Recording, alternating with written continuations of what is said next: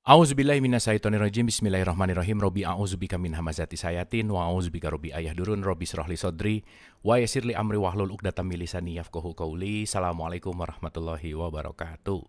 Alhamdulillahirabbil alamin. Segala puja-puji milik Allah Subhanahu wa taala yang atas rahmat karunia kasih sayangnya. Alhamdulillah, minggu siang ini kita melanjutkan kajian ngaji filsafat kita bersama Mas Fahrudin Faiz, yang alhamdulillah tidak terasa ini sudah tataran ilmu Jawa yang kelima. Jadi ini pertemuan yang kelima, yang mudah-mudahan setiap pertemuan menambah wawasan kita, menambah kesadaran kita, dan yang paling penting kita bisa mentransformasikan dalam akhlak dan perilaku. So, tidak berpanjang lebar, Ibu dan Bapak yang dirahmati oleh Allah, siang hari ini mari kita persiapkan pendengaran, penglihatan, dan hati kita untuk menyimak apa yang akan disampaikan oleh Mas Faiz. Mas Faiz, apa kabar?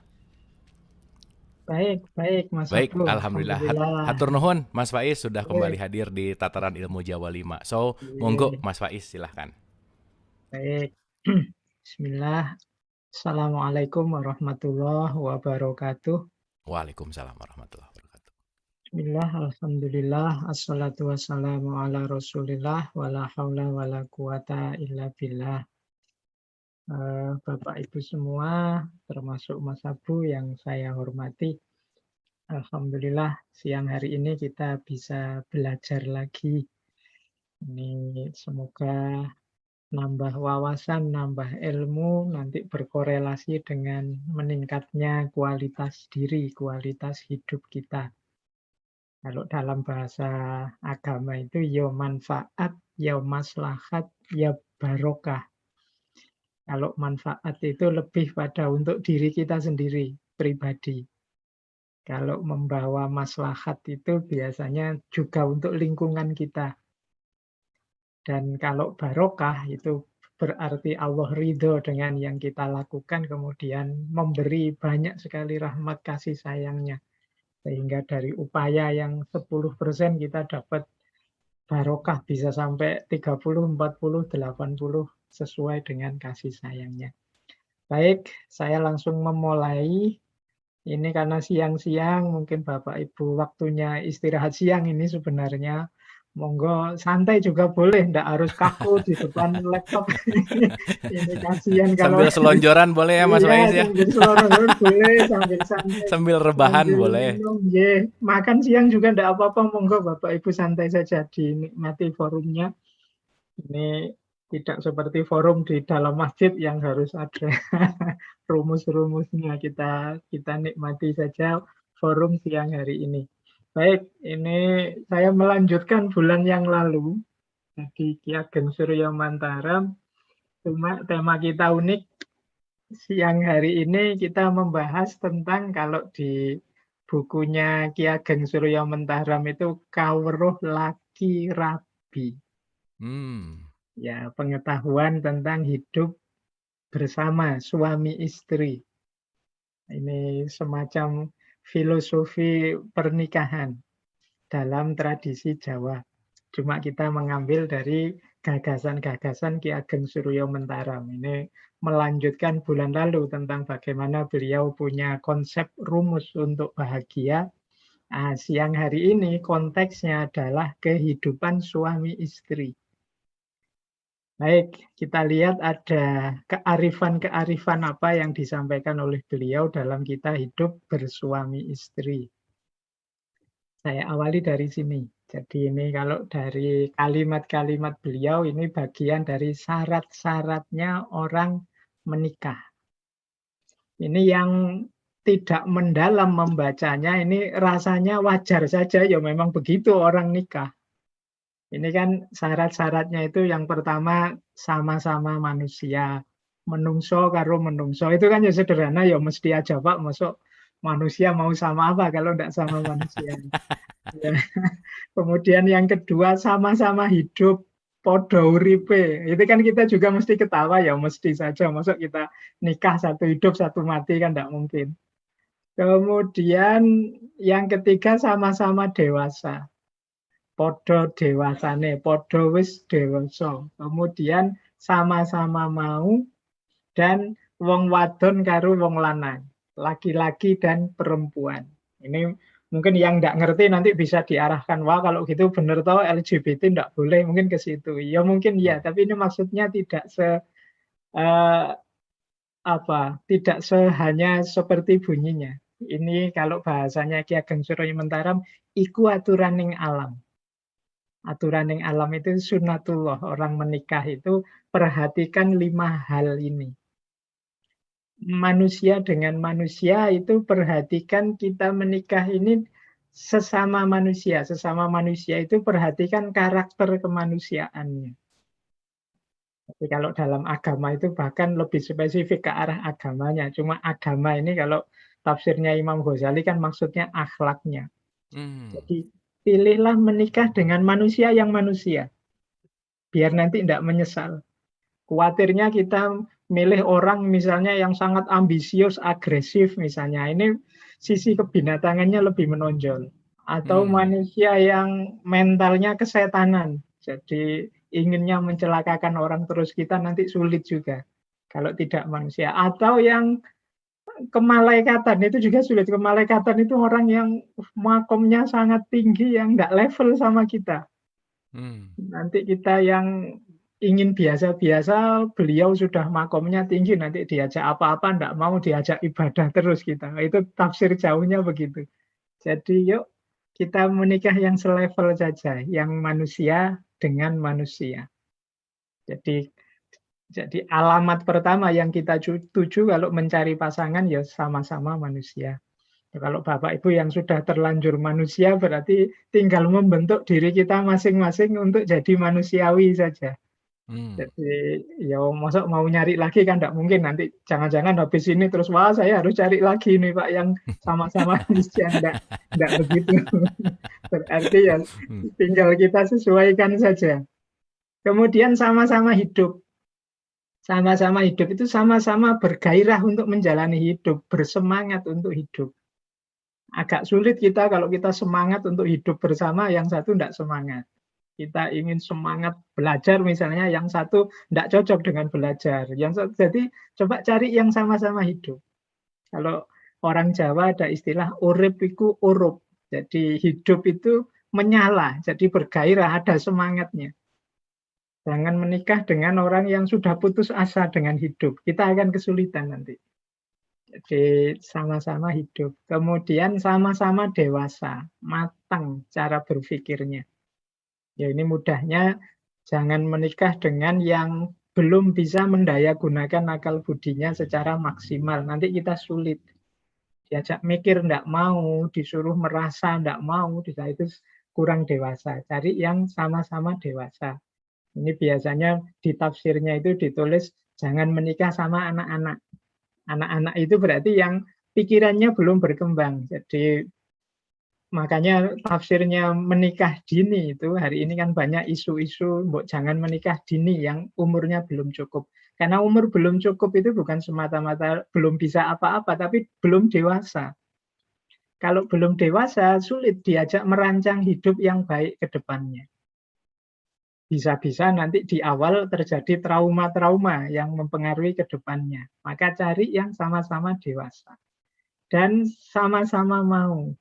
Ya, kalau ini mudah, sama-sama mau itu sama-sama siap bersedia untuk menikah dengan kita dengan segala kekurangan dan kelebihan kita.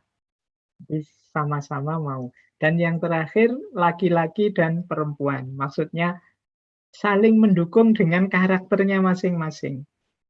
Jadi laki-laki itu kan punya ciri sendiri, perempuan punya ciri sendiri, saling mengisi, saling mendukung.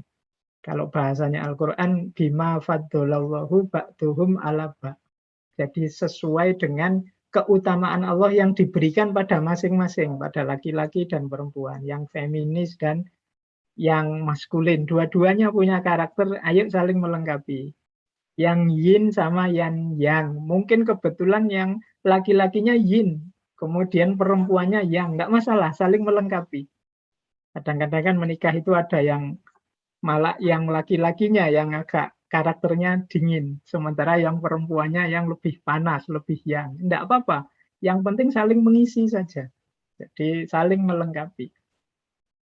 Jadi ini syarat-syaratnya menikah. Jadi kalau ada yang tanya menikah itu syaratnya apa, yo sama-sama dengan manusia, sama-sama masih hidup, sama-sama sudah dewasa, sama-sama mau dan laki-laki dan perempuan. Dengan filosofi seperti yang saya jelaskan tadi. Baik. Nah, ini tujuan dan buahnya. Tujuannya menikah itu kata Ki Ageng ada 3. Yang pertama cumbono, yang kedua bebrayan, dan yang ketiga ngraosaken endah. Cumbono itu kebutuhan biologis, seksual. Ini menarik, orang Jawa itu punya filosofi seksual yang luar biasa. Ada filsafat seks, bisa Bapak Ibu baca-baca Centini, baca-baca. Cuma siang hari ini kita tidak membahas itu. Ini harus siap mental dulu kalau mau membahas bagian filsafat seks. Jadi kalau di Jawa namanya ajaran tentang tilam sari. Tilam sari itu ajaran tentang di atas ranjang. Jadi ini pendidikan seks khas Jawa. Nah itu fungsi nikah yang pertama ya mau tidak mau cumbono. Kita ingin memenuhi fitrah sebagai manusia, memenuhi kebutuhan biologis. Yang kedua bebrayan. Bebrayan itu ya menjalani hidup bersama dalam satu keluarga. Ini dalam bahasa Jawa disebut bebrayan. Makanya kalau kita hidup bermasyarakat bersama-sama satu negara itu bahasa Jawanya bebrayan agung. Jadi persaudaraan alam semesta itu bahasa Jawanya bebrayan agung. Nah ini bebrayan ini kalau ini levelnya rumah tangga, suami istri. Ini juga kebutuhan kita. Kemudian yang ketiga ngeraosaken indah. Jadi menikmati indahnya hidup bersama. Kalau ini saya tidak bisa menjelaskan, yang sudah menikah pasti mengerti rasanya indahnya hidup bersama. Meskipun pahitnya juga banyak, tapi yang jelas ada banyak hal indah dalam menikah. Ini sebenarnya teori ini nanti banyak diadopsi, saya tidak tahu diadopsi atau memang kebetulan pas dengan beberapa teori psikologi tentang cinta dan pernikahan. Kalau di psikologi ada istilah nikah itu 3 dasarnya, passion, komitmen, dan excitement. Passion itu ada rasanya, jadi ada gairahnya. Itu kebetulan biologis tadi cumbono. Kalau ada gerengnya lah, jangan menikah dengan orang yang kita tidak ada rasa sama sekali, nanti sulit kita. Tidak ada passionnya. Tapi ya jangan berhenti di passion. Kalau berhenti di passion, di kebutuhan biologis, nanti tidak lama mungkin kalau sudah usia-usia berapa, sudah biologis sudah tidak terlalu jadi fokus lagi, hambar pernikahan. Maka perlu naik ke level komitmen. Komitmen itu kesiapan janji pada diri masing-masing untuk saling membahagiakan, saling mendukung, saling bekerja sama. Itu namanya komitmen. Apapun yang terjadi, aku akan bersamamu. Itu namanya komitmen. Dan jangan lupa yang ketiga, excitement. Excitement itu menggembiraai, merayakan indahnya kebersamaan. Itu excitement. Jadi pernikahan itu kalau ada passionnya, ada komitmennya, ada excitementnya, ini bisa tahan lama. Kalau dalam bahasa agama mungkin bisa kita rumuskan yang passion itu mahabbah, yang komitmen itu rasa mendalam, komitmen pada pasangan kita itu bisa mawaddah, kemudian excitement itu kita menikmati berbahagia. Ini bisa namanya rahmah. Jadi passion, komitmen, dan excitement. Nah, ini tujuannya orang menikah. Jangan sampai menikah tapi tidak ada rasanya, tidak ada passionnya. Misalnya ada yang dijodohkan misalnya. Jadi ya komitmen sih tapi tidak ada rasanya. Ini kayak orang kerja bakti akhirnya. Terpaksa menikah dengan dia tapi tidak ada rasanya. Ya meskipun lama-lama nanti bisa muncul. Atau jangan sampai passion saja tapi tidak ada komitmen. Nah, ini kayak anak muda yang ingin seneng-seneng saja. Ini juga tidak ada nilainya nanti. Nah, alhamdulillah kalau bisa excitement, bisa gembira. Jadi orang gembira itu kan apapun situasinya dia bisa menikmati. Kalau bahasanya Ki Ageng tadi ngeraosaken endah, menikmati keindahan. Kalau kita sudah bisa 3 ini, passion, komitmen, dan excitement, nanti akan panen buahnya. Buahnya nikah yang sukses itu 3. Yang pertama bagyo, bahagia. Yang kedua mulya, ayem, tentrem, edipeni. Jadi mulia, sejahtera, tentram, menyenangkan. Jadi hidup ini jadi warna-warni, gembira, aman, tentram. Dan yang ketiga, ini yang kadang dianggap vital juga, tumurun jinisipun. Melangsungkan generasi, jadi melanjutkan keturunan. Ini buahnya. Jadi kadang-kadang tidak wujud salah satu atau salah 2 dari 3 ini. Kalau buah itu sepenuhnya sudah takdirnya Allah, sepenuhnya sudah anugerahnya Allah. Ada yang menikah tapi generasinya tidak muncul, ada yang menikah sudah passion, komitmen, tapi masih belum bahagia juga, dan lain sebagainya. Kalau buah ini setelah kita upayakan maksimal, tinggal kita pasrahkan. Biasanya muncul 3 ini, kalau tidak ya sepenuhnya kuasanya Allah. Jadi happiness, kebahagiaan. Yang nomor 2 itu well-being, jadi hidup yang sejahtera, aman, nyaman. Kadang-kadang ya sudah passion, komitmen, excitement, masih belum sejahtera juga, ya enggak apa-apa. Wong itu buah. Buah itu sepenuhnya ada di tangannya Allah. Dan yang ketiga lineage. Lineage itu generasi, kita melanjutkan garis generasi kita. Itu juga sepenuhnya haknya Allah, wujud atau tidak. Nah, yang penting ini tujuan dan kegunaan. Kalau nulis skripsi, hipotesis, ini Bapak Ibu yang dosen kan selalu ada setelah masalah terus tujuan dan kegunaan. Nah, ini tujuan dan kegunaannya menikah, manfaatnya menikah. Baik, kita lanjutkan.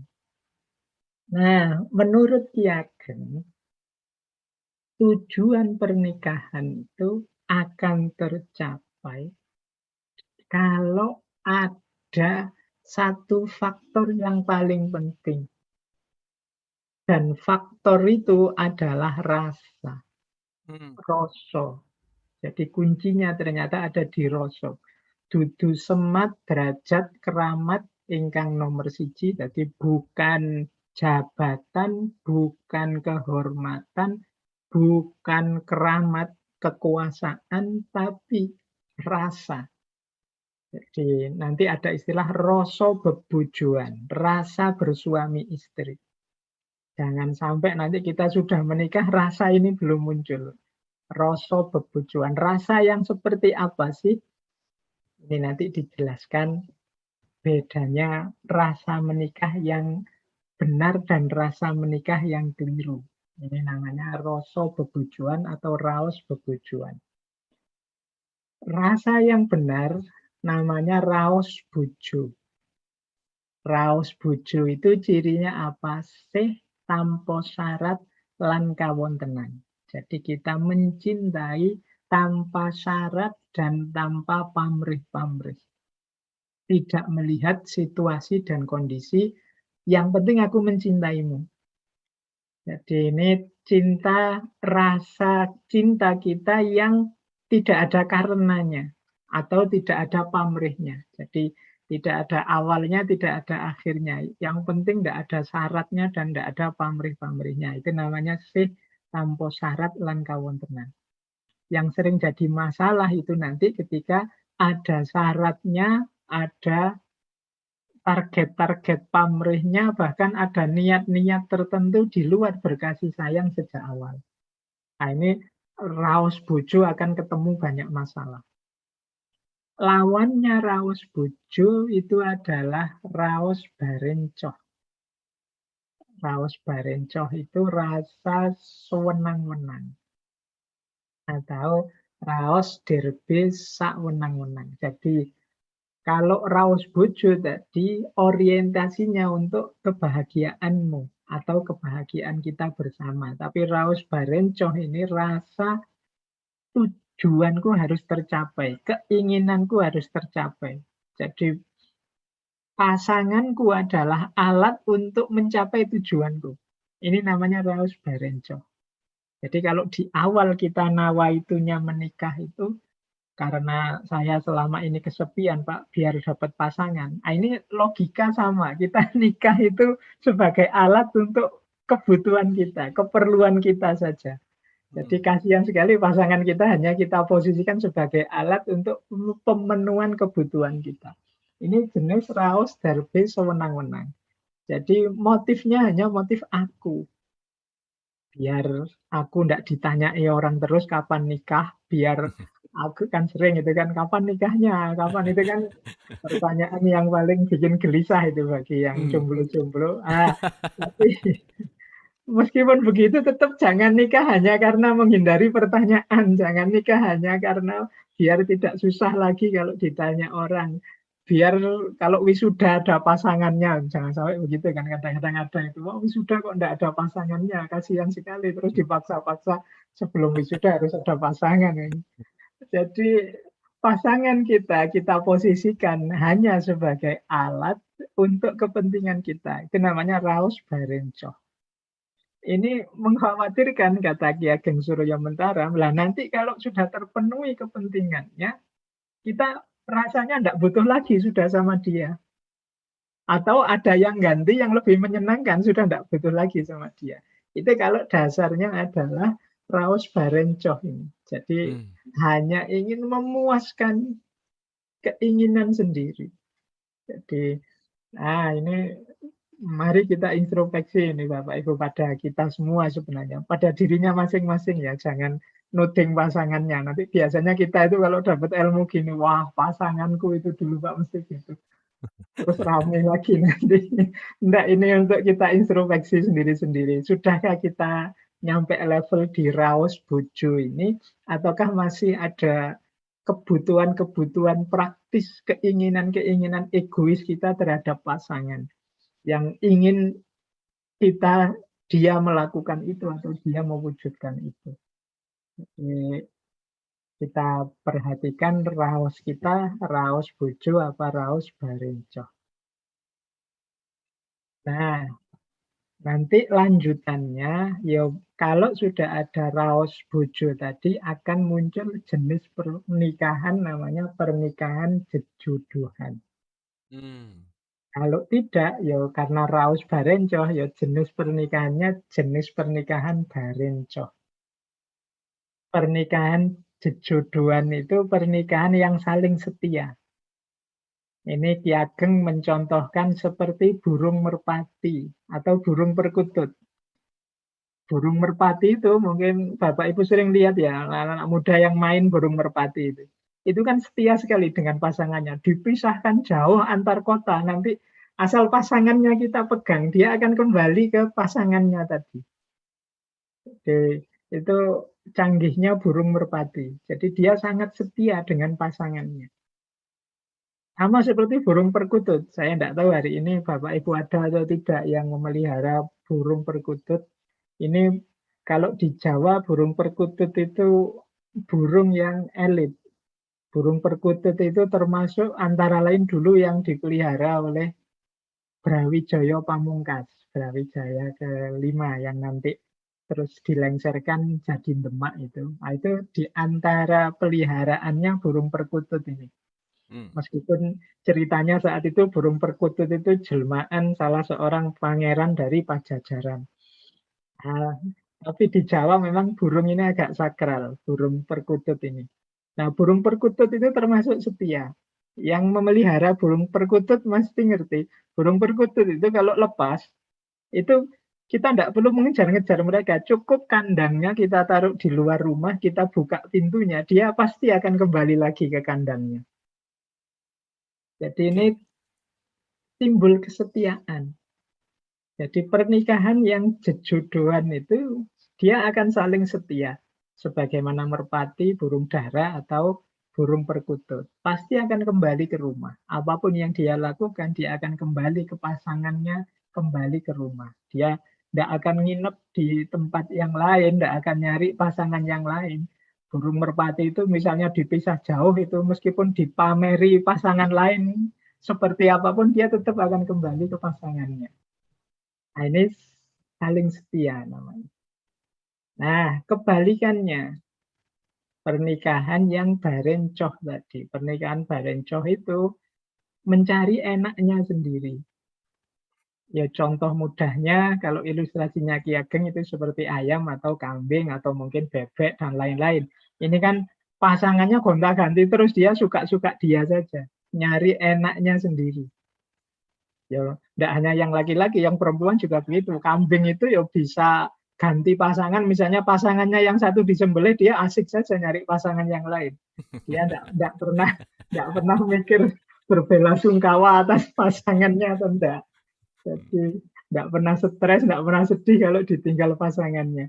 Nah, kalau ada mental yang seperti ini hanya mencari enaknya sendiri, nyamannya sendiri, tidak peduli dengan situasi pasangannya, itu namanya jenis pernikahan yang barencoh.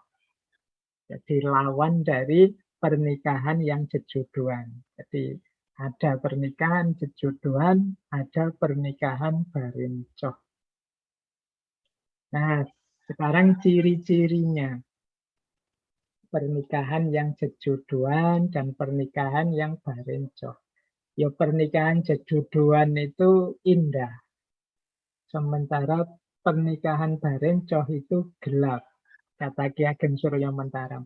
Sama-sama mengalami matahari tenggelam, kata Ki Ageng Surya Mentaram, kalau pernikahan jejodohan itu menghayati indahnya matahari yang tenggelam di kala senja.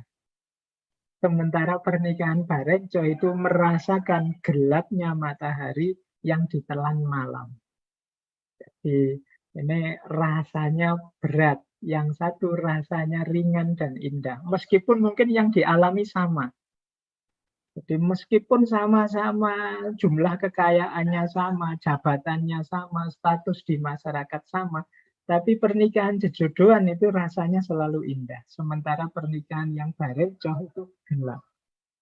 Ciri pertama pernikahan jejodohan itu kesediaan untuk saling senang, saling susah bersama. Jadi tidak ada kok satu senang, satu susah. Tidak ada kok istrinya susah misalnya, rasain loh. Sudah diingetin bolak-balik kok tidak ikut-ikut, sekarang rasakan sendiri efeknya. Ini berarti tidak ikut merasakan kesedihan pasangannya. Jadi kalau pasangannya sedih, dia ikut sedih. Kalau pasangannya bahagia, dia ikut bahagia. Meskipun tidak ikut langsung merasakan, tapi kebahagiaan pasangan adalah kebahagiaanku, dan kesedihan pasangan itu kesedihanku. Itu ciri pertama pernikahan jejodohan. Dan yang kedua, selalu ingin memberi manfaat pada pasangannya. Selalu ingin memberikan yang terbaik untuk pasangannya, sejauh yang dia mampu. Jadi ketika masing-masing melakukan ini, ya pernikahan itu akan indah. Masing-masing ingin membahagiakan, masing-masing saling mengalah untuk kebahagiaan pasangannya. Pada akhirnya akan melahirkan keindahan pernikahan. Jadi menikah itu seperti orang yang menikmati indahnya matahari tenggelam. Terus-menerus merasakan seperti itu. Nah, itu indahnya jejodohan. Jadi kalau pas lagi tugas jauh-jauh itu pinginnya pulang lagi, pinginnya pulang lagi. Nah, itu alamat kita memang dekat dan ingin senantiasa membahagiakan pasangan. Tapi kalau Bapak Ibu pas jauh terus malah alhamdulillah bisa jauh, kapan lagi bebas kalau tidak sekarang. Nah, itu mungkin ada perasaan tidak nyaman ketika dekat dengan suami atau istri. Berarti perlu dicek lagi karakternya. Semoga tidak barencoh, karena kalau barencoh itu masing-masing mencari nyamannya sendiri. Kepada pasangan ingin terus memanfaatkan untuk kepentinganku. Jadi kehadiranmu itu untuk kepentinganku. Mentalnya seperti ini. Jadi ingin nyari enaknya sendiri, nyamannya sendiri. Ini akan jadi tanda-tanda, apalagi kalau masing-masing seperti ini, ya pasti akan tabrakan. Jadi antara ego dengan ego akan saling tabrakan. Baik, jadi ini sifat jejodohan dan sifat barencoh. Nah, kita lihat rutenya sekarang. Rutenya jejodohan itu tahap-tahapnya seperti ini. Jadi diawali rasa pasihan. Rasa pasihan itu tadi ya, rasa cinta yang tanpa syarat, tanpa pamrih. Kalau sudah ada rasa cinta, maka akan muncul situasi kedua, merasakan apa yang dirasakan oleh pasangan. Jadi ketika seseorang mencintai itu pasangan kita merasakan apa, kita turut merasakan. Nah, itu level 2. Kalau sudah muncul rasa merasakan pasangan ini, bisa naik ke level selanjutnya itu menghargai pasangan. Karena kita bisa menyelami jiwanya, maka kita hargai. Kadang-kadang kita kan yang hanya mikir kita sendiri, kadang-kadang mungkin yang laki-laki tidak telaten sama istrinya, yang istri sebel sama suaminya. Tidak muncul penghargaan karena tidak terbiasa merasakan apa yang dirasakan pasangannya. Jadi rumus 2 itu memang mari kita rasakan. Seandainya aku di posisi istri atau seandainya aku di posisi suami. Nah, ini jalan kedua dan itu bisa dilakukan kalau memang ada dasar rasa pasihan. Nah, kalau kita terbiasa merasakan yang dirasakan pasangan, kemudian menghargai pasangan sesuai dengan dia apa adanya, dari situ akan lahir ikatan jiwa. Jadi pelan-pelan akan terikat dan melekat berdua. Ini di rumus ini berarti yang namanya soulmate itu bisa pelan-pelan dijalin, dibentuk. Jadi dia tidak di awal kok sudah soulmate, tapi pelan-pelan dijalin maka akan terikat antar jiwa. Jadi dua jiwa jadi satu. Jadi rumus soul kan ada kalau di filsafat itu ada Plato yang bilang soulmate itu sebenarnya satu jiwa yang dipisah kemudian bertemu. Tapi kalau di versinya Ki Ageng Surya Mantaram itu tidak begitu, ya dua jiwa cuma jadi satu. Jadi dengan satu kepentingan karena masing-masing saling peduli dengan pasangannya.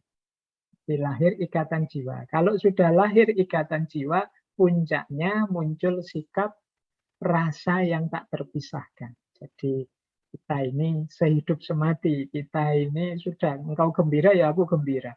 Sedihmu adalah sedihku, bahagiamu adalah bahagiaku. Wah, ini namanya sudah rasa yang tak terpisahkan. Jadi ini tahapan-tahapan menuju jalan jejodohan. Ya, pada akhirnya karakter jejodohan itu karakter yang rilo, nerimo, legowo. Jadi rilo itu rela untuk masa depan, nerimo itu rela untuk masa kini, menerima sekarang yang terjadi, legowo itu menerima apa yang sudah terjadi. Jadi rilo, nerimo, legowo. Jadi maka hidup pernikahan akan jadi indah. Dari tahap kasih sayang, turut merasakan, menghargai pasangan, lahir ikatan jiwa, dan puncaknya lahir rasa tak terpisahkan. Balikannya, ini rutenya pernikahan yang barencoh tadi.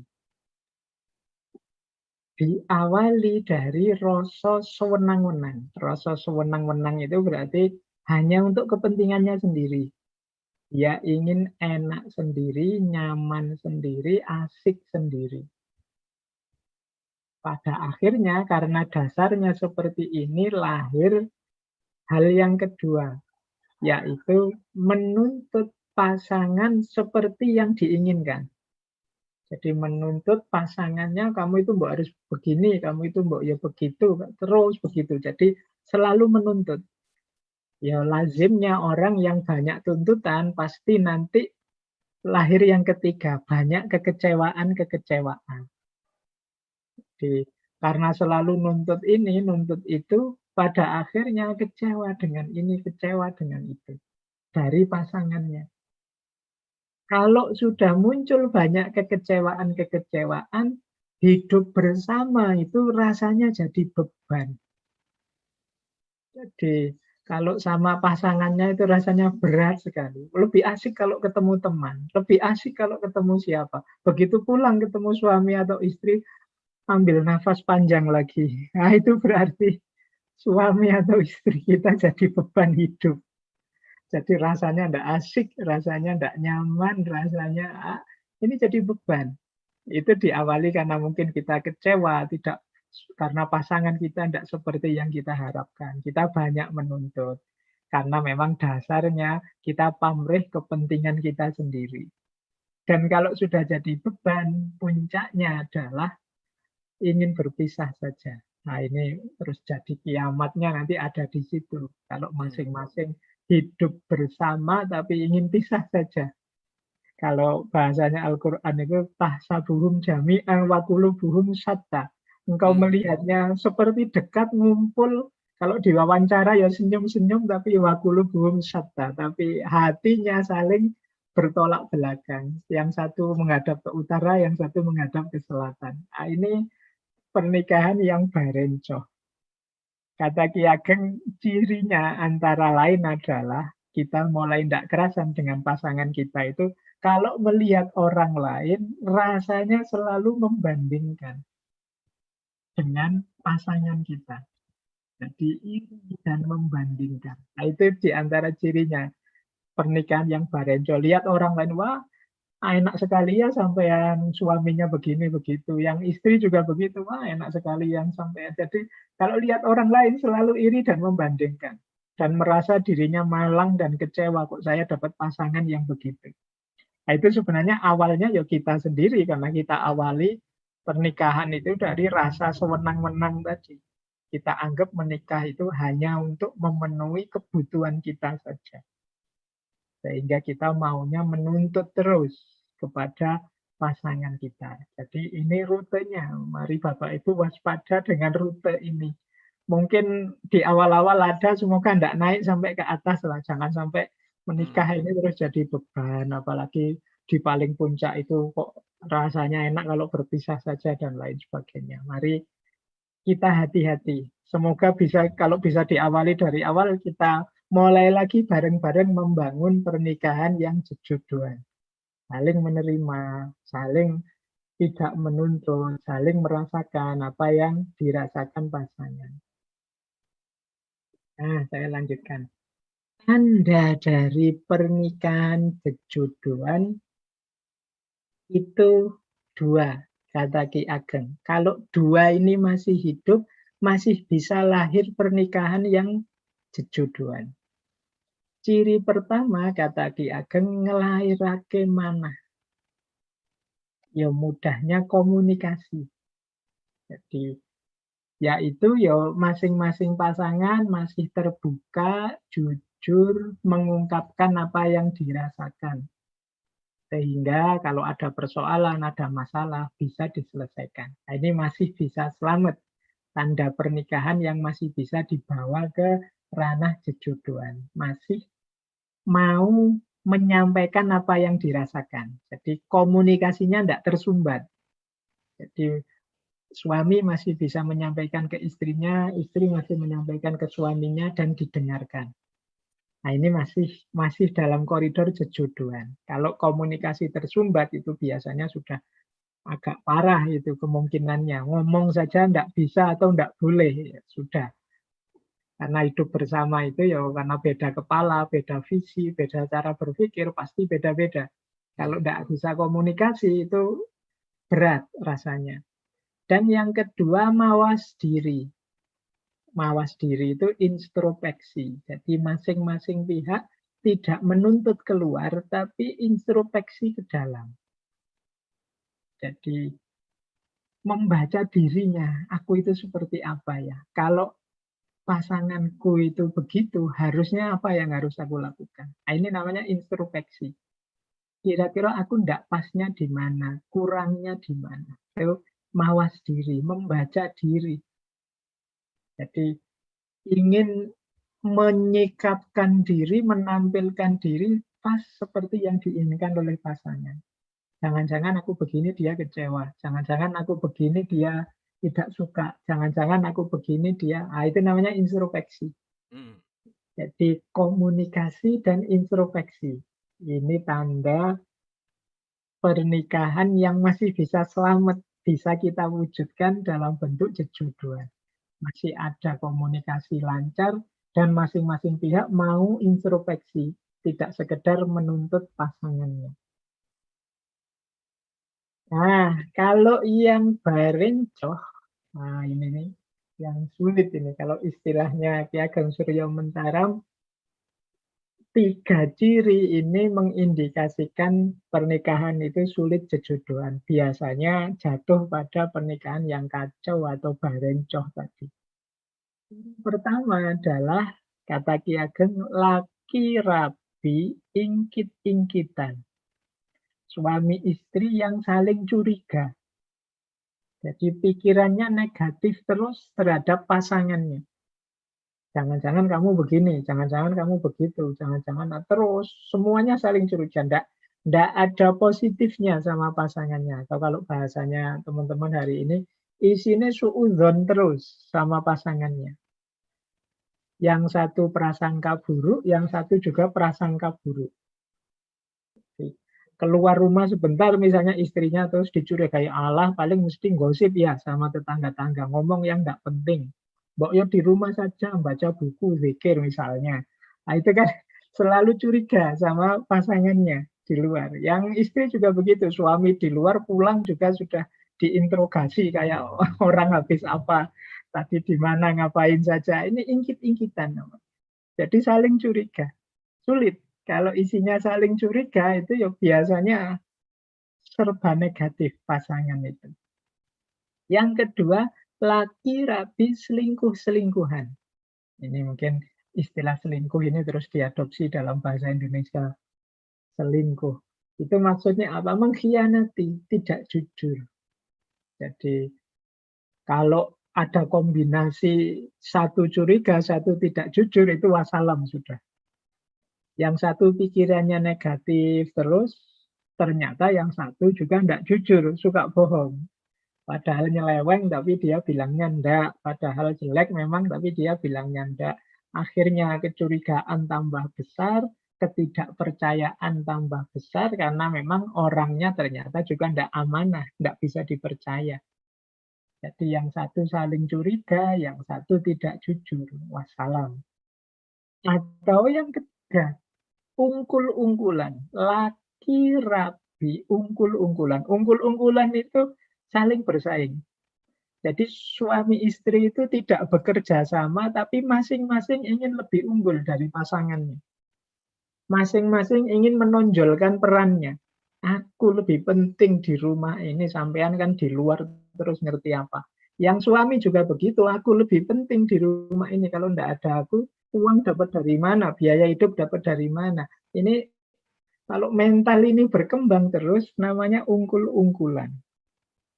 Saling bersaing, ingin menunjukkan betapa aku ini penting. Yang satu juga begitu, aku lebih penting.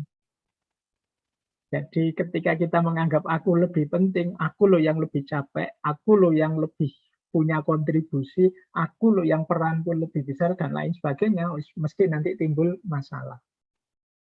Nanti bisa melahirkan barencoh tadi, pernikahan yang kacau balau. Jadi ingkit-ingkitan, selingkuh-selingkuhan, dan ungkul-ungkulan. Ini akan jadi parameter lahirnya pernikahan yang barencoh menurut Ki Ageng Suryo Mentaram. Nah, ini saya tambah 5 menit lagi nih Bapak Ibu. Ini kunci menuju jejodohan. Jadi gimana obatnya kalau ternyata banyak penyakit yang mengarah pada barencoh tadi dalam rumah tangga. Kata Ki Ageng, mayuk melampaui krodomongso. Kemarin bulan lalu sudah kita jelaskan tentang krodomongso ini. Krodomongso itu ego. Jadi kunci dari semuanya tadi terletak pada ego. Masing-masing ingin semat, derajat, dan keramat. Jadi masing-masing ingin jaya sendirian, ingin dihormati sendirian, ingin lebih kuasa dari pasangannya. Ini namanya ego atau krodomongso. Mari kita melampaui ini. Kenapa? Ya kalau kita masih diliputi oleh krodomongso, ya seperti bulan lalu kita jelaskan orang yang ditelan oleh egonya. Sehingga dia sulit mengenali dirinya yang sejati. Yang dia baca tentang dirinya itu ternyata bukan dirinya, tapi obsesi-obsesinya, ambisi-ambisinya, keinginan-keinginannya. Jadi misalnya membaca, saya itu sebenarnya orangnya sangat sabar loh. Itu sebenarnya bukan membaca fakta dirinya sabar, tapi membaca bahwa dia itu idealnya ingin diriku yang sangat sabar. Ketika ada orang ngomong begitu, sebenarnya menunjukkan dia sudah tidak sabar. Kalau kadang-kadang kan kita kurang sabar apa aku. Itu biasanya itu sudah tidak sabar sudah. Ketika di titik itu sebenarnya dia sudah selesai sabarnya. Sekarang sudah tidak sabar. Jadi dia membaca dirinya itu sebenarnya membaca krodomongso tadi, egonya. Jadi ambisi-ambisinya. Dan itu membuat dia tidak bisa jernih membaca realitas. Jadi tidak bisa membaca benda-benda, peristiwa-peristiwa sebagaimana adanya. Yang dia baca ya selalu versi ideal yang sebenarnya itu bukan dirinya. Itu keinginan egonya. Baik. Nah, ini yang terakhir. Ini semoga Bapak Ibu membacanya tidak dengan sarung ya. Ini memang gayanya para pujangga Jawa itu istilahnya kadang-kadang unik. Jadi tips untuk menuju pernikahan yang jejodohan itu akhirnya ada 5. Yaitu melumah, mengkurep, miring, mulur, dan mungkret. Ini yang ngerti bahasa Jawa, semoga tidak kemudian pikirannya roaming kemana-mana melayang. Jadi melumah itu terlentang, mengkurep itu ya telungkup, miring itu ya miring, mulur itu memanjang, mungkret itu menyusut. Jadi ini cara kita mengelola kehidupan pernikahan. Yang pertama apa? Melumah, terlentang. Maksudnya apa? Siap menerima apapun kondisi pasangan. Jadi orang terlentang itu silahkan datang, dirimu datanglah padaku dengan kondisi apa saja aku terima. Nah, itu simbolnya kita melumah. Dengan segala kebaikan, mau kelebihan, mau kekurangan, mau kelemahan, mau aku siap menerima. Nah, ini namanya melumah. Nah, mengkurep. Mengkurep itu simbol menutupi, simbol mengatasi. Maksudnya apa?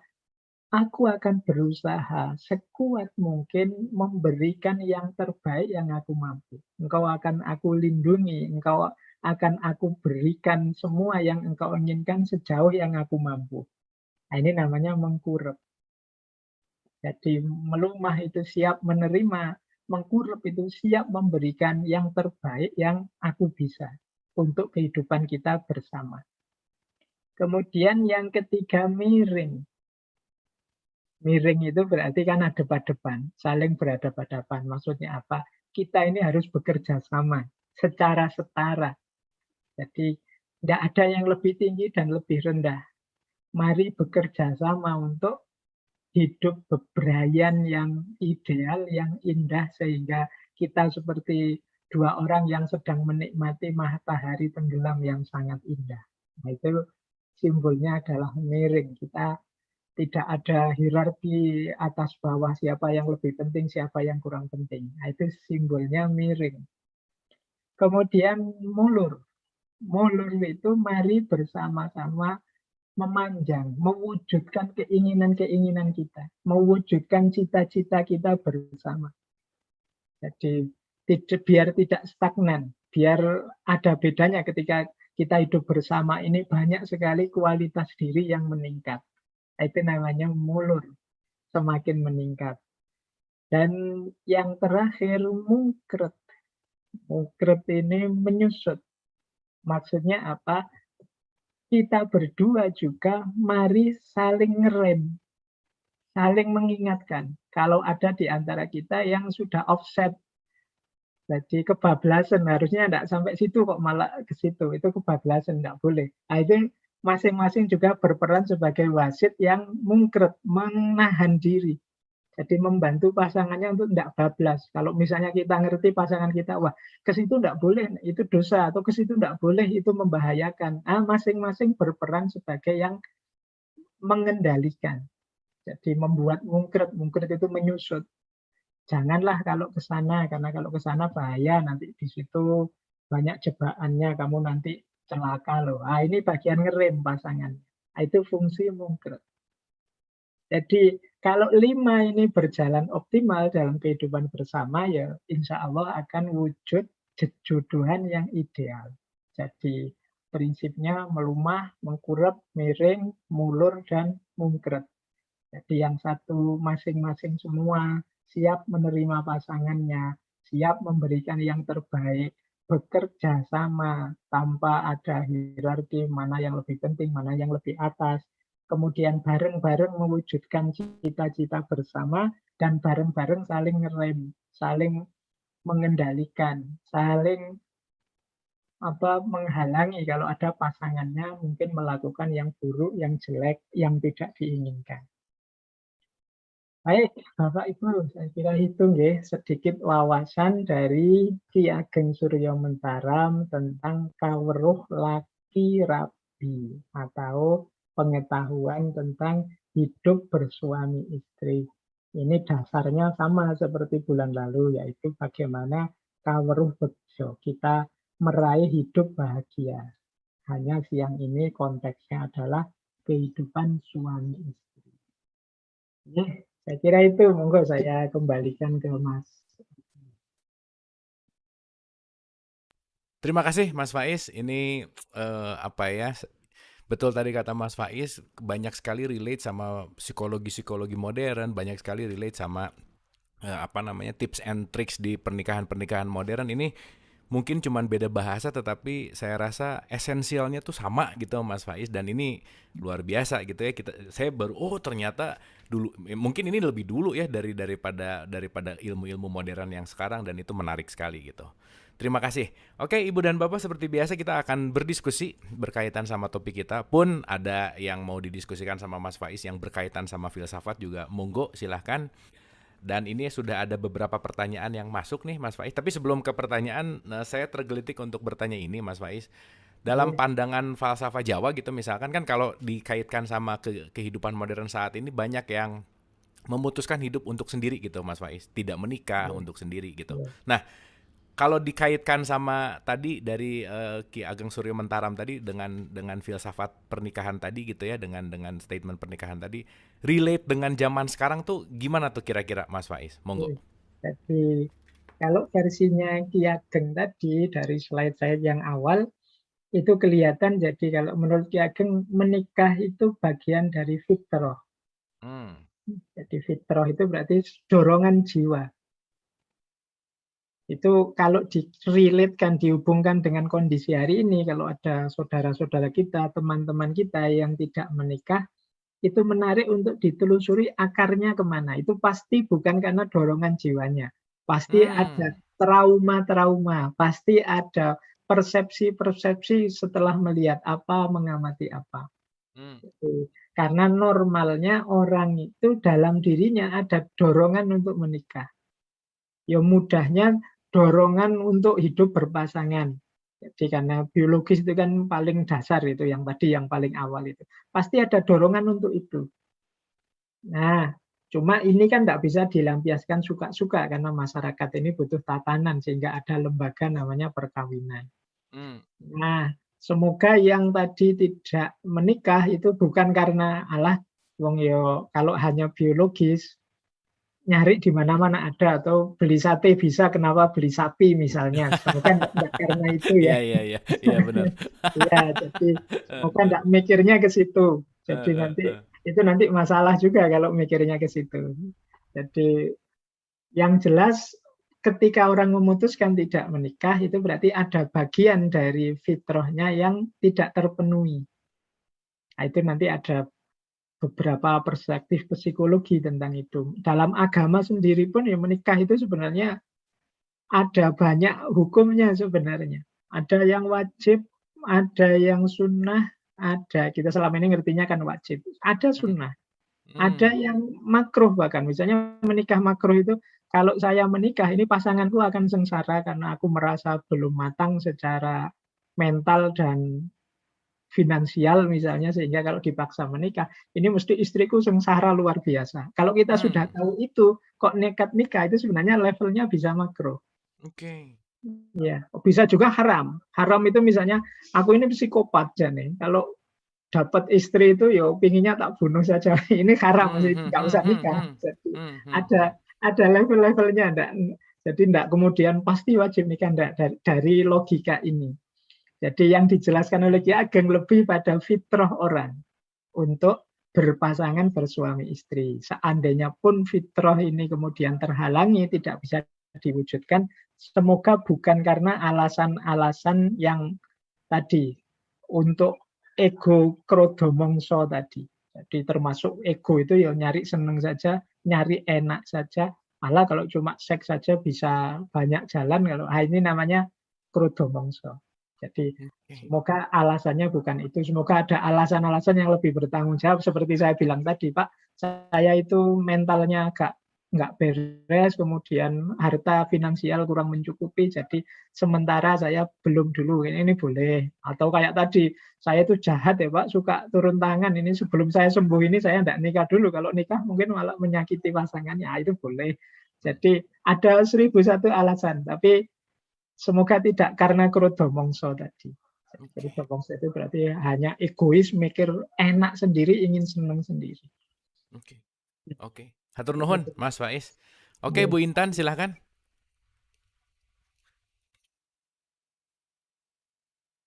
Udah, oke. Ah, sip. Oke, silakan Bu Intan. How to put it. Jadi gini Mas Faiz, kalau kita tadi mempelajari semua metodenya Surya Mentaram, itu beliau ini sungguh sangat bijaksana menurut saya ya. Dan semua prinsip-prinsip yang dia uh, apa namanya dia jelaskan itu sepertinya itu naluri kemanusiaan yang sunatullah gitu loh. Jadi ya logic thinkingnya tuh kayak gitu loh. Bagusnya tuh kayak gitu. Nah, itu saya setuju gitu.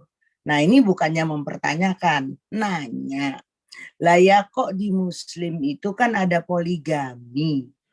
Jelas-jelas di sini poliandri dan poligami itu bukan jalannya Surya Mentaram gitu loh.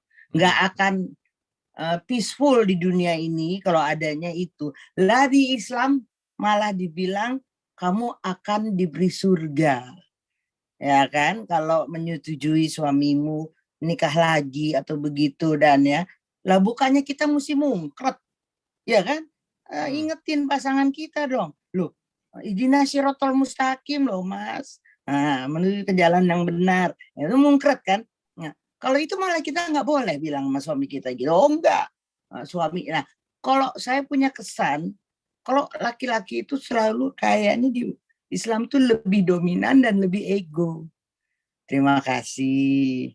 Oke, terima kasih. Wah, Oke. ini pertanyaannya sama pertanyaan Oke. Pak Agus Sujono nih, bagaimana ajaran Surya Mentaram tentang poligami? Monggo, Nah, silakan. Oke. Mas Faiz ini ada 2 pertanyaan langsung dijawab sama satu gitu. Silakan. Oke, baik. Ini kita tentang kehidupan persuami istrian Ki Ageng sendiri. Ya memang beliau ini sangat setia dengan istrinya. Mungkin minggu lalu saya cerita ya bagaimana beliau ditinggal mati istrinya yang kebetulan meninggalkan seorang bayi. Saking beliau itu depresinya ditinggal mati istrinya itu sampai semacam bunuh diri tapi tidak sengaja. Jadi beliau itu jalan-jalan di tepi Kali Progo, kemudian tidak sadar nyemplung, sampai megap-megap. Jadi ceritanya justru saat beliau megap-megap itu beliau baru sadar dengan berbagai hakikat rahasia hidup ini. Semacam tercerahkan, jadi mengalami Mmm, fase pencerahan itu saat beliau hampir tenggelam tadi. mmm, Jadi ini bisa dibayangkan dari sisi kesetiaan, kehidupan perkawinan beliau. Cuma yang disampaikan oleh Ki Ageng Suryo Mentaram ini mudahnya adalah nilai-nilai yang harus kita pegangi dalam kehidupan bersuami istri. Ini kalau di tataran belajar etika, nilai itu memang sifatnya universal. Dia cocok dengan apa saja di situasi apa saja. Tapi nanti di bawah nilai-nilai ada norma-norma.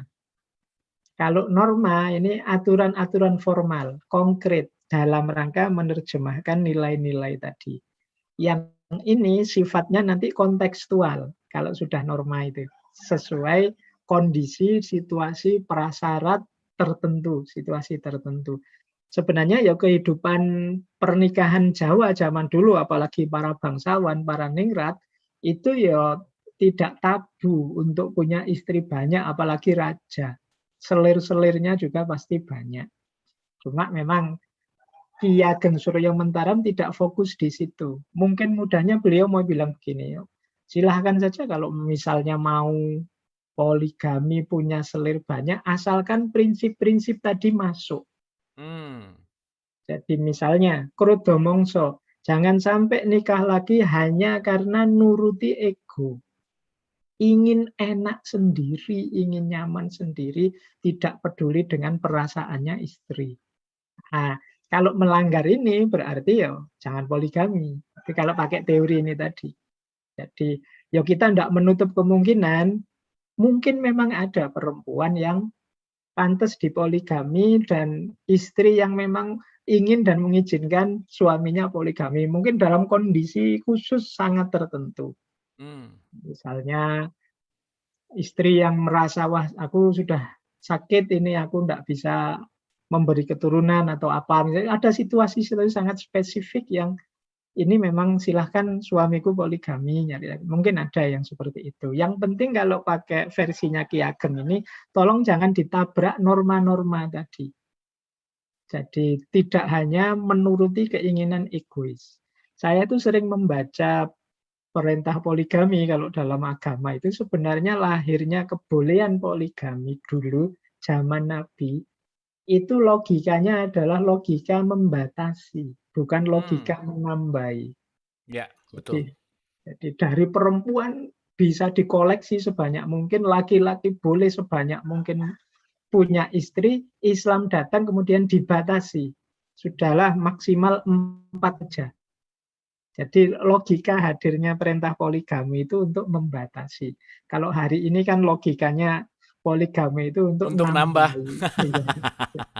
Ada dua mode yang berbeda sebenarnya.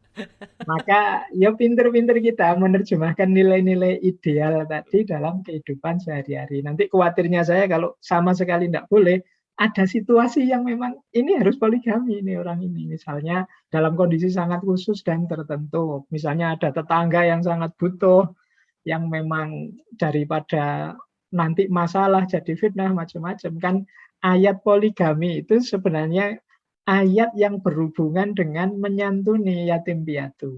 Betul. Jadi itu saya membacanya begini, kalau memang zaman itu kan memang banyak sahabat yang tewas karena perang sehingga banyak janda, banyak anak yatim. Nah, yang masih hidup diperintahkan menyantuni, tapi biar tidak timbul fitnah, ya kalau menyantuni tiap hari ke rumahnya sambil bawa apa itu kan bisa muncul fitnah. Punya tetangga janda terus kita tiap hari memberi apa-apa kan bisa muncul fitnah. Nah, di ayat itu kemudian ada isyarat silahkan nikahi saja kalau kamu memang cocok. Matobalakum minan nisa.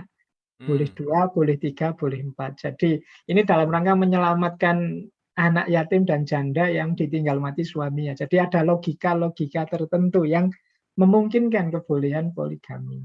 Nah, kalau pakai Ki Ageng, yang penting tadi, tolong jangan ditabrak prinsip-prinsip nikah yang jejodohan tadi.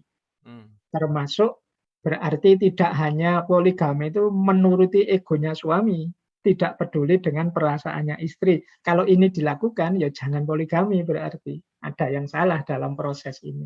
Karena niatnya pernikahan itu ya untuk jejodohan tadi, merasakan keindahan, untuk bebrayan. Kalau ternyata malah jadi kiamat di rumah tangga gara-gara poligami, ya jangan. Karena kita kehilangan justru nilai paling esensial dalam kehidupan berumah tangga. Oke, saya kira itu Mas Abu. Terima kasih Mas Faiz. Asik, jawabannya mantap. Terima kasih Bu Intan atas pertanyaannya. Oke, mudah-mudahan bisa menjawab. Nah, ini ada pertanyaan juga dari direct message. Oh enggak, ini dari Ibu Neni dulu nih. Apa yang harus dilakukan kalau pasangan tersebut yang satu jodohan sedangkan pasangannya barencoh? Nah, ini beda-beda nih perspektifnya, satu jodohan, satu barencoh. Gimana Mas Faiz tanggapannya? Jadi memang ada, kalau di tulisannya Ki Ageng itu ada pernikahan itu yang awalnya jodohan, akhirnya barencoh. Ada juga yang awalnya barencoh, akhirnya bisa jejodohan. Jadi pola-polanya banyak dan pasti sangat mungkin ada yang satu sesuai dengan prinsip jejodohan, yang satu masih barencoh.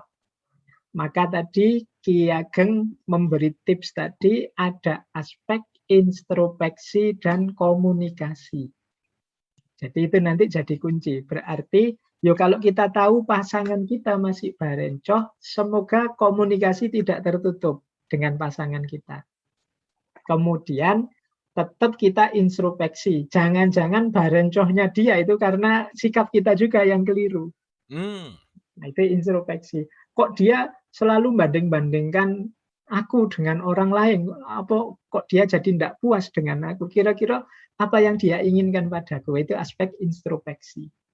Aku kan ingin dia bahagia, maka aku harus tahu apa yang membuat dia bahagia. Itu aspek introspeksinya. Setelah itu baru komunikasi. Boleh juga diawali komunikasi, kita tanya baik-baik, Mas, Bu, kira-kira yang membahagiakanmu itu aku harus bagaimana? Yang ideal untuk kita bersama bagaimana? Ini namanya komunikasi. Jadi nanti semoga komunikasi kita, karena hidup bersama itu tetap kuncinya ada pada komunikasi. Semoga komunikasi tidak macet di antara bersama ini. Jadi kalau memang tidak suka, sampaikan saja, atau kalau suka ya sampaikan saja, biar masing pasangan kita bisa menyikapi pasnya seperti apa. Dan terus belajar bareng-bareng. Kita merasa lebih baik itu juga sebenarnya barencoh juga. Kita merasa, wah saya itu yang sudah ideal jejodohan, pasanganku itu loh yang masih barencoh, dia yang harus diluruskan. Ini sebenarnya kita barencoh juga sebenarnya, merasa lebih unggul, lebih baik daripada pasangan. Padahal bisa jadi juga ya pasangan kita begitu, karena imbangan dari kita membuat dia jadi begitu. Jadi kita mungkin ego kita yang menonjol dengan kita merasa lebih benar, lebih baik, akhirnya dia jadi tidak kerasan. Dia ingin juga akhirnya menonjolkan dirinya. Jadi maka penting tadi dua aspek, introspeksi dan komunikasi. Untuk semuanya saja, dua-duanya. Jadi semoga nanti tidak tertutup komunikasinya dan dua-duanya masih selalu bersedia untuk introspeksi. Tidak merasa dirinya benar sendiri terus. Nah, itu nanti akan jadi kunci. Saya kira itu Mas Abu. Terima kasih, terima kasih. Ini juga mungkin relate nih. Kalau ada orang mau barencoh tapi susah mendapatkan yang jodohan terus memilih tidak menikah, apa itu keputusan yang terbaik? Nah ini mungkin relate antara pertanyaan tadi dari saya dan statementnya tadi Mas Faiz yang terakhir. Tapi mungkin boleh dikomentari Mas Faiz, monggo. Jadi mungkin nanti ada momen-momen juga kita menganggap ini situasinya masih barencoh, masih masing-masing masih egois dengan egonya masing-masing. Tapi asal syarat-syarat di depan tadi terpenuhi, yang pertama misalnya sama-sama dewasa, kemudian sama-sama manusianya, sama-sama ingin hidup bersama dan lain sebagainya, sama-sama mau, bisa jalan saja, nanti saling belajar pelan-pelan untuk menyesuaikan jejodohan. Karena kita tidak tahu sampai kapan kita merasa cukup ideal kemudian menikah. Bisa tertunda-tunda sampai lama tidak nikah-nikah karena merasa belum siap terus. Apalagi semakin nambah usia, biasanya orang itu berpikirnya semakin dalam. Sehingga pertimbangan-pertimbangannya macam-macam. Akhirnya tidak jadi nikah-nikah, mikir terus. Tiap kali ada pasangan dia mikir, ini kurangnya apa, lebihnya apa, cocok enggak dengan aku. Tambah panjang biasanya tambah takut nikah. akhirnya tidak jadi nikah. Maka boleh teorinya pakai yang awal tadi. Syaratnya orang nikah sebenarnya cukup 5 itu. Asal sama-sama manusianya, sama-sama hidup, laki-laki dan perempuan, sama-sama dewasa, sama-sama mau, sudah, ayo diangkat, nikah saja. Nah, sambil memulai hidup bebrayan, sambil saling belajar. Jadi ini bagaimana hidup kita bersama ini. Sampean nyamannya kalau aku gimana, aku itu nyamannya begini kalau bersama sampean, terus jadi saling berkomunikasi. Jadi mungkin awalnya agak barencoh, tapi alhamdulillah akhirnya bisa jejodohan. Hmm. Daripada terbalik, awalnya sudah sangat cocok jejodohan, tapi nanti sama-sama tidak peduli, bubar di belakang. Kan Oke. ya, jadi lebih banyak yang begitu dalam cerita-cerita itu kan, rasanya pacaran berapa tahun, nikah merasa sudah klop, cocok, tapi begitu nikah terus malah bubar karena ya itu tadi, egonya, kerudo mongsonya lebih menonjol masing-masing.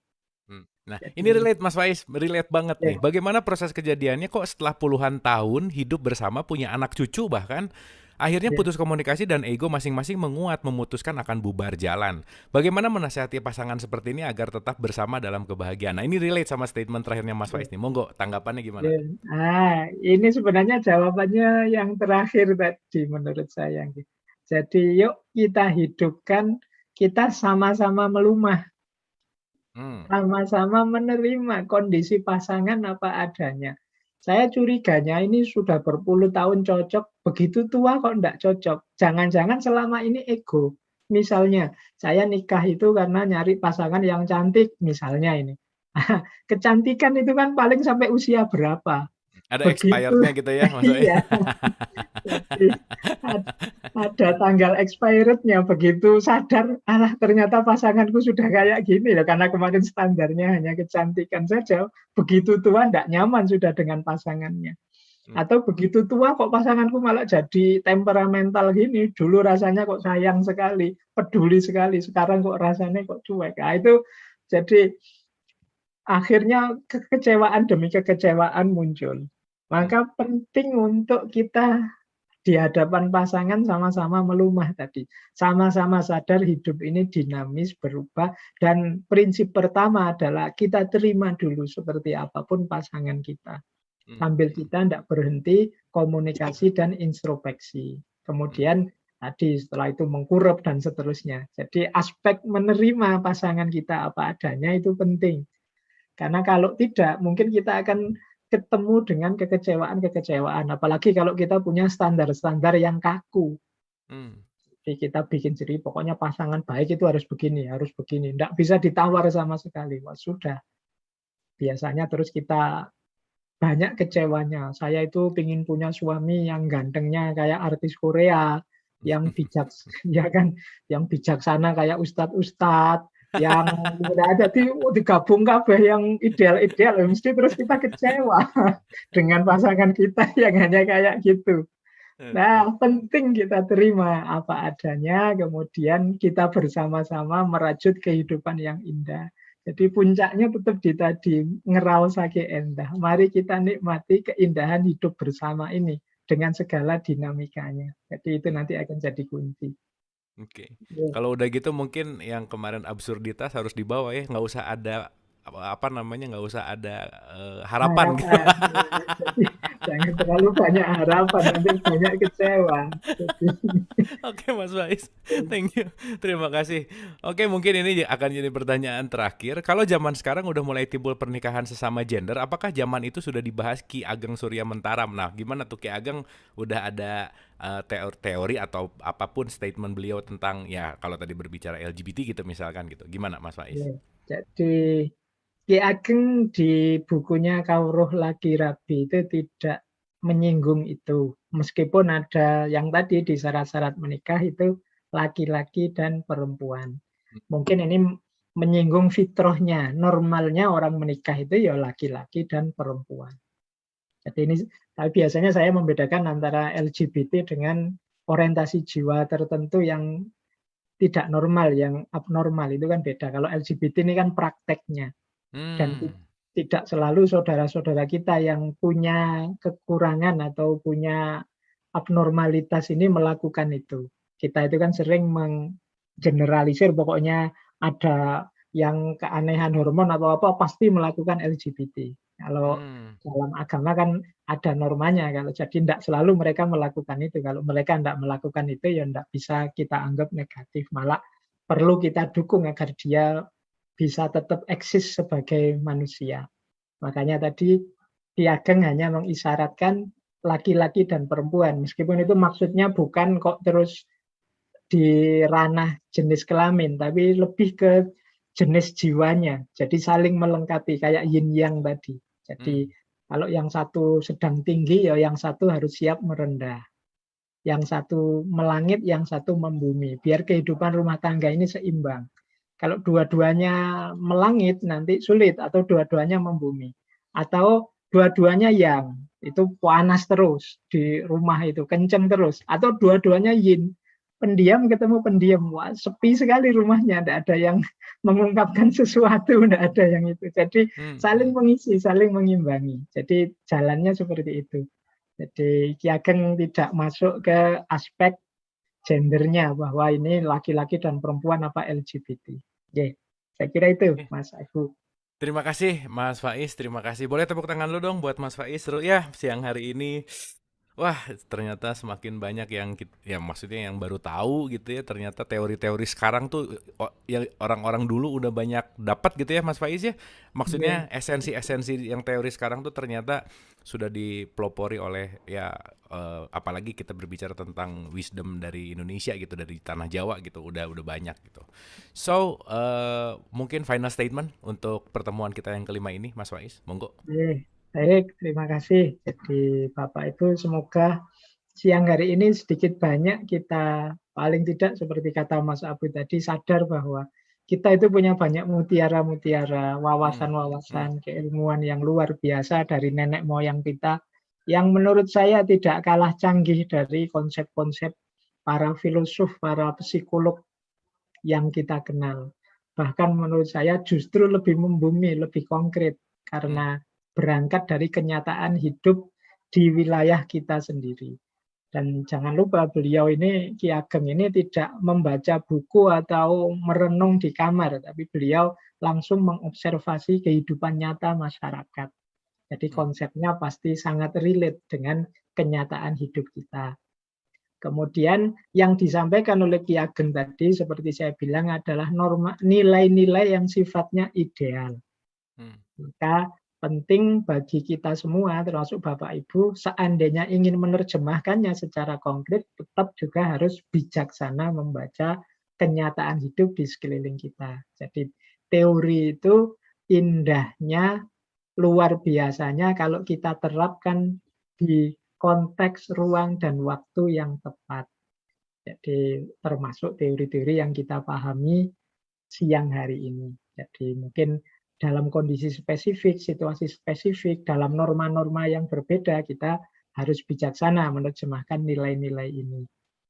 Kemudian yang ketiga, ada keyword sebenarnya dari semua yang kita bahas siang hari ini, termasuk bulan lalu, itu ternyata kunci kebahagiaan kita, termasuk kebahagiaan hidup dalam berumah tangga, terletak pada penerimaan kita pada yang lain. Itu rumus pertama. Jadi kita senantiasa menerima yang lain, menerima apapun situasi yang terjadi dan yang kita hadapi. Kemudian yang kedua terletak pada kemampuan kita menaklukkan diri sendiri. Atau istilahnya Ki Ageng menaklukkan krudo mongso tadi.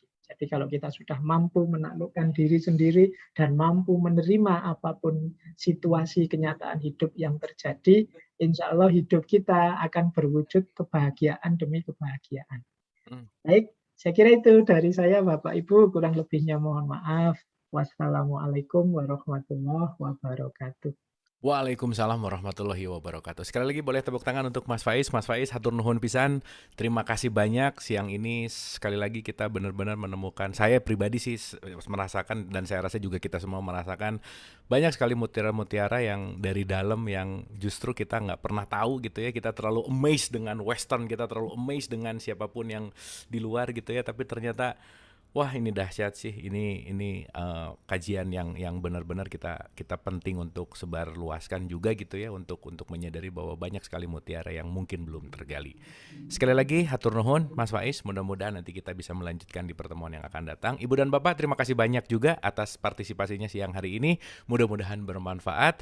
Dan dengan final statement tadi berakhir juga episode 5 kita tentang filsafat tanah Jawa ini. Mudah-mudahan sekali lagi bukan hanya jadi knowledge, tetapi bertransformasi menjadi akhlak dan perilaku kita yang lebih baik. Hatur nuhun, mohon maaf lahir dan batin.